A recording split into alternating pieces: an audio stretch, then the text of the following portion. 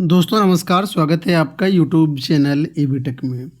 आज है 21 जनवरी 2025 और जान लेते हैं आज की महत्वपूर्ण खबरें जो आज के प्रमुख समाचार पत्रों पर छाई हुई हैं और आप लोगों के लिए बहुत ही इम्पोर्टेंट हैं। सबसे पहले यहाँ पर देखिए अपडेट है कि अफसरों की लापरवाही से फंसी 30,000 भर्तियाँ। राज्य सरकार के निर्देशों पर विभागों की लापरवाही भारी पड़ रही है। इसके चलते तय समय के अंदर सरकारी विभागों के पद नहीं भरे जा पा रहे हैं। कारण ये है कि विभागों द्वारा आधे अधूरे प्रस्ताव भेजे जाना। लोक सेवा आयोग ने ऐसे 28 और अधीनस्थ सेवा चयन आयोग ने 131 प्रस्ताव विभागों को वापस भेज दिए हैं। प्रस्ताव जो वापस किए गए हैं उसमें से आधी अधूरी जानकारी थी, इस वजह से विज्ञापन ऊपर नहीं निकाला जा सकता है और यही कारण है कि ये जो अध्याचन आते हैं आयोगों के पास ही वापस कर दिए जाते हैं। इससे पूरी जिम्मेदारी विभाग की होती है। इससे 30,000 से अधिक पदों की भर्तियां फंस गई हैं। कार्मिक विभाग का स्पष्ट निर्देश है कि आयोगों और बोर्डों को भर्ती का प्रस्ताव ई अध्याचन से भेजा जाएगा। प्रस्ताव भेजते समय सभी जरूरी जानकारियां उसमें दी जाएंगी जिससे भर्तियों को लेकर कोई पेच ना फंसे। इसके बाद भी विभाग आधे अधूरे प्रस्ताव आयोगों को भेज रहे हैं। अब ये क्या लापरवाही हो रही है वो समझिए। उत्तर प्रदेश लोक सेवा आयोग और अधीनस्थ सेवा चयन आयोग को प्रस्ताव भेजते समय यह ध्यान देने का निर्देश है कि उसमें सभी जानकारियां दी जाएंगी।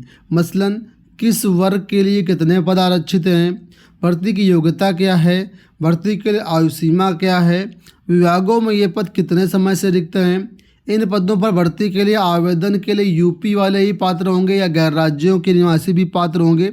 ये सब जानकारी जो है अध्याचन में दी जाती है। लेकिन कुछ जानकारियां जब नहीं होती हैं, लोक सेवा आयोग या भर्ती आयोग कन्फ्यूजन की स्थिति में रहते हैं तो वो अध्याचन को वापस भेज देते हैं और इस तरह भर्ती अटकी रहती है। तो इसी तरह से ये सब समस्याओं को दुरुस्त करने के लिए कल एक पत्र मुख्य सचिव मनोज कुमार सिंह की तरफ से लिखा गया है सभी भर्ती विभागाध्यक्षों के लिए और कहा गया है कि जितने भी मामले पेंडिंग हैं जल्द से जल्द इन मामलों को जो है निस्तारित करके अध्याचन दोबारा भेजें और जल्द से जल्द विज्ञापन ताकि जारी हो पाए। ठीक है, तो अब इस पर देखते हैं कितना जो अधिकारी हैं काम करते हैं और कितना जल्दी ये काम करके जो है अध्याचन भेजते हैं। उसके बाद भर्ती आएंगी। तो लोक सेवा आयोग की भर्तियां करें तो एलटी ग्रेड भर्ती, जीआईसी भर्ती, खंड शिक्षा अधिकारी भर्ती, इसके अलावा भी बहुत सारी भर्तियां हैं। इसी तरीके से यूपी ट्रिपल की बहुत सारी भर्तियाँ हैं, ठीक है, जो फंसी हुई हैं। तो कल इसके लिए मुख्य सचिव मनोज कुमार सिंह द्वारा पत्र लिखा गया है और इसके लिए निर्देशित किया गया है। अगली अपडेट देखिए बीपीएससी से कि 17वीं परीक्षा में 501 पद बढ़ेंगे। बिहार लोक सेवा आयोग की 17वीं संयुक्त प्रतियोगिता परीक्षा के तहत होने वाली नियुक्ति में 501 पदों की बढ़ोतरी होगी। सामान्य प्रशासन विभाग ने प्रखंड सहकारिता पदाधिकारी के 501 पदों की रिक्तियाँ बीपीएससी को भेजी हैं। तो बिहार पीसीएस में 17वीं में कुल मिलाकर के अब 501 पद बढ़ जाएंगे। इस तरीके से ये जो पहले विज्ञापन जारी हुआ था उसमें 1927 पद थे, अब ये बढ़ करके लगभग 2500 पद हो जाएंगे जिस पर ये भर्ती होगी। यहाँ पर एक बड़ी अपडेट है, देखिए आप सभी के लिए एलटी ग्रेड भर्तियों की ज्वाइनिंग के बारे में। आप लोग जानते होंगे कि पिछले साल यानी जुलाई 2023 में आप लोगों ने काउंसलिंग कराई थी एलटी ग्रेड और जीआईसी प्रवक्ता की, ठीक है, काउंसलिंग हो गई थी। उसके बाद जो है कॉलेज चॉइस अभी दिसंबर में हुआ। 23 दिसंबर से लेकर के 27 दिसंबर के बीच कॉलेज चॉइस मानव संपदा पोर्टल के जरिए आपने किया होगा। उसके बाद लगभग 1 महीने का समय बीत रहा है। आज 21 जनवरी है, लगभग 1 महीने समय हो रहे हैं, लेकिन अभी तक आप लोगों के जो है नियुक्ति पत्र नहीं डिस्ट्रीब्यूट किए गए। तो उसी के बारे में यहाँ पर अपडेट है कि स्कूल आवंटन के भरवाए फार्म पर नियुक्तियाँ अटकी। ठीक है, तो अभ्यर्थियों को 5 जिलों का विकल्प देना था। 5 जिलों के विकल्प के रूप में उनको कौन सा कॉलेज मिला ये अभी तक जो कॉलेज का अलॉटमेंट है नहीं हो पाया है। आगे की प्रक्रिया जैसे कि नियुक्ति, पदस्थापन, ये सब अटका हुआ है। इसमें कहीं ना कहीं विभाग आपके लिए रोड़ा अटका रहा है और जानबूझ के यहाँ पर डिले कर रहा है। बीपीएससी टीआरई में चयनित प्राथमिक शिक्षकों की काउंसलिंग आज से। बिहार लोक सेवा आयोग से तीसरे चरण में चयनित 21,911 प्राथमिक शिक्षकों की काउंसलिंग जिलों में मंगलवार से शुरू होगी, जो कि 25 जनवरी तक चलेगी। शिक्षकों को आवंटित जिले में ही काउंसलिंग करानी होगी, तो जहां आपका जिला आवंटन हुआ उस जिले में जाकर के आपको काउंसलिंग करानी होगी। ठीक है, इसके बाद फिर यहाँ पर माध्यमिक की और बाकी की काउंसलिंग होगी। तो इसका शेड्यूल ऑलरेडी जारी किया जा चुका है। आप लोग अपने शेड्यूल के अनुसार ही काउंसलिंग में पार्टिसिपेट करिएगा। देखिए, काशी, प्रयाग, अयोध्या, चित्रकूट व विंध्याचल धार्मिक सर्किट को मिल सकती है स्वीकृति। आप लोग जानते हो कि मुख्यमंत्री योगी जी की अध्यक्षता में कैबिनेट बैठक प्रयागराज में होनी है। ठीक है, 2 जनवरी को ये बैठक है, 22 जनवरी को ये बैठक है। तो कल ये बैठक होनी है। प्रयागराज में सभी मंत्रियों का जमावड़ा होगा और इस जमावड़े में कई सारी जो है चीज़ें निकल के आ सकती हैं। ठीक है, तो उसी के बारे में यहाँ पर अपडेट दिया गया कि कल बैठक है और इसके लिए ये चीज़ें जो धार्मिक सर्किट को यहाँ पर मंजूरी मिल सकती है।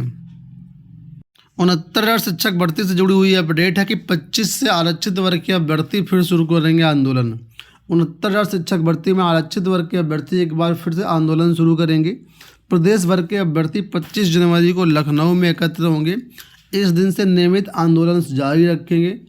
अभ्यर्थियों का नेतृत्व कर रहे अमरेंद्र पटेल ने कहा कि 25 जनवरी के आंदोलन के माध्यम से सरकार से यही मांग करेंगे कि वो सुप्रीम कोर्ट में जल्द से जल्द पक्ष रख करके मामले को निस्तारित कराएं। देखिए, यहाँ पर ट्राई ने मोबाइल सिम की वैधता को लेकर कुछ नियम बनाए हैं जो कि आपके लिए काफ़ी ज़रूरी हैं, वो समझ लीजिए। लेकिन रिचार्ज ना कराने पर भी 90 दिनों तक चलता रहेगा सिम कार्ड। अभी आप लोग जानते हैं कि 1 हफ्ते का समय मिलता है और उसके बाद यहाँ पर आपको रिचार्ज कराना ही पड़ता है, इनकमिंग कॉल भी बंद हो जाती है। लेकिन बहुत से ऐसे बुजुर्ग हैं, ग्रामीण है लोग, मेरे स्तर में रहने वाले लोग हैं या डबल सिम रखने वाले हैं कि 2 मोबाइल में रिचार्ज कराना महंगा पड़ जाता है। तो यही है कि यहाँ पर टाई ने कुछ नियम दिए हैं। तो लिखा है 1 से अधिक सिम कार्ड रखने वालों के लिए अच्छी खबर है। अब रिचार्ज ना कराने पर भी सिम कार्ड 90 दिनों तक चलता रहेगा। सिम कार्ड की वैधता को लेकर के भारतीय दूरसंचार नियामक प्राधिकरण ट्राई ने नए नियम जारी किए हैं। नए नियम ग्राहकों को बार बार रिचार्ज कराने से बचने और खर्च घटाने में मदद करेंगे। तो एक बार अगर आपका रिचार्ज ख़त्म हो जाता तो आप 90 दिन तक रिचार्ज नहीं कराएंगे, तब भी आपके पास कॉल आती रहेंगी। ठीक है, लेकिन अगर आपके मोबाइल पर 20 रुपये का प्रीपेड बैलेंस बचा हुआ है तो 90 दिन बाद कंपनी जो है आपके 20 रुपये काट लेगी और 30 दिन की अतिरिक्त वैधता आपको दे देगी। इस तरीके से बिना रिचार्ज के आपका नंबर 120 दिनों तक एक्टिव रह सकता है। उसके बाद जो कंपनी आपके नंबर को बंद कर देगी। इसको लेकर के जियो ने बताया है कि हमारे यहाँ 90 दिनों तक फ़िलहाल सुविधा है और इसके बाद फिर रिचार्ज प्लान के अनुसार 1 महीना, 1 हफ्ता, कुछ दिन के लिए हम बढ़ा सकते हैं। एयरटेल ने भी 90 दिन की बात कही गई। ठीक है, वोडाफोन ने कहा है कि हम 90 दिन देंगे, इसके बाद 49 रुपये का रिचार्ज कराना पड़ेगा। BSNL ने कहा है कि हम 180 दिन तक फ्री देंगे। ठीक है, 180 दिन तक आपका चलता रहेगा। तो ये चीज़ें हैं। अगली देखो यहाँ पर अपडेट है कि कनिष्ठ सहायकों के 464 पद बढ़े, अब 3,166 पदों पर भर्ती होगी। उत्तर प्रदेश अधीनस्थ सेवा चयन आयोग ने कनिष्ठ सहायक के पदों पर भर्ती के लिए चल रही आवेदन प्रक्रिया के बीच 31 विभागों में 450 नए पद और राज्य कर विभाग में 14 नए पद और जोड़ दिए हैं। कुल 464 पद बढ़ाए गए हैं। 2702 पदों के लिए विज्ञापन जारी किया गया था। अब इसमें संशोधन कर पदों की संख्या 3,166 कर दी गई है। UPSSC के माध्यम से भर्ती आई थी। ठीक है, इसमें पदों की संख्या बढ़ा दी गई है। 23 दिसंबर से इसके लिए ऑनलाइन आवेदन शुरू हुए हैं। अभी भी फॉर्म भरे जा रहे हैं। 29 जनवरी तक इसमें आप लोग फॉर्म भर करके अपना काम कर सकते हैं। तो अगर आपको इसमें इंटरेस्ट है इस भर्ती में, तो आप लोग जो है इसमें फॉर्म भर सकते हैं। ज़्यादा जानकारी के लिए आप लोग ऑफिशियल वेबसाइट विजिट कर सकते हैं। दोस्तों, ये हो गई आज की सारी जानकारी। इस वीडियो में इतना ही। धन्यवाद।